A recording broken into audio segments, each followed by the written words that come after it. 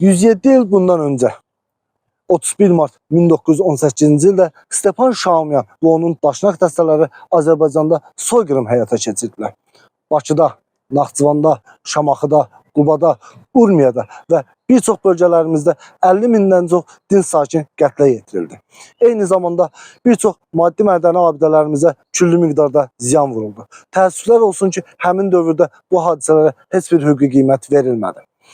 Azərbaycan müstəqillik əldə etdikdən sonra Ulu Öndər Heydər Əliyevin 31 mart dünya azərbaycanlılarının soyqırım günü kimi qeyd olunması haqqında sərəncamı bu yöndə atılmış ən mühüm addımlardan biri oldu. Hüseyn Cavid deyirdi, kəssə hər kim tökülən qan izini, qurtaran dahi odur yer üzünü.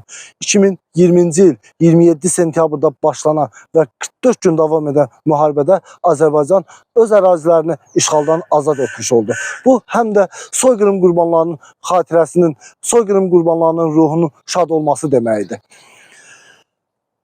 Vətən Bağı Sosial Təşəbbüslər İctimai Birliyi olaraq şəhidlərimizə rəhmət, qazilərimizə can sağlığı arzulayırıq. Yaşasın Ali Baş Komandan, yaşasın müzəffər ordumuz.